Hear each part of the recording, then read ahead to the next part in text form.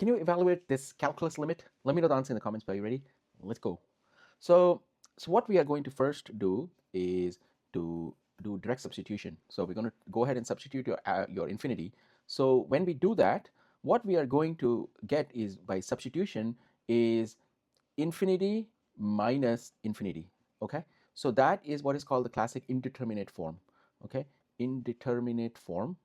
So we're going to have to do something else in order to get to this this problem. We can do L'Hopital's rule or something like that, but let's go ahead and first simplify our what's within the parentheses. Okay, so simplify. So in order to do that, I'm going to take the LCD. So we have x minus 1 times x plus 1 is going to be the LCD. So x minus 1 times x plus 1. And then for the first one, we have x squared times x plus 1 minus, that's this minus right here, we have x squared times x minus 1. All right, so let's keep continuing our simplification here. So that's going to be x cubed plus x squared, distributing those, minus x cubed plus x squared divided by x plus 1 times x minus 1 is a plus b, a minus b form, difference of squares, so x squared minus 1.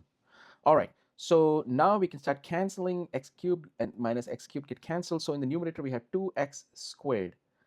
All right, so 2x squared, which is these two, and then divided by x squared minus 1, and we need to find the limit of that. Okay, so we need to find the limit of that x approaches infinity. So when we have something like that, let's go ahead and divide every single term with the largest exponent that we have here. So step 3 is divide by the largest exponent is x squared. Let's go ahead and divide everything with x squared. So now we have the limit x approaches infinity, and now in the numerator we have 2x squared divided by x squared. In the denominator we have x squared divided by x squared minus 1 divided by x squared. So now we can do some simplifications here. So we can essentially cancel off the x squared here, and this x squared becomes 1. And so in the numerator we only have one, we basically have only 2 left. So limit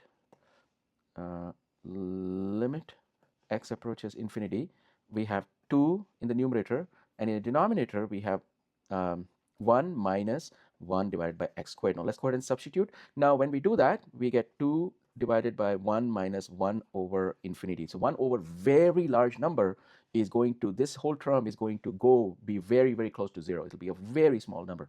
So this is going to be 0. So this gives us 2 divided by 1 minus 0 is 1. So our final answer when we evaluate this limit is going to be 2.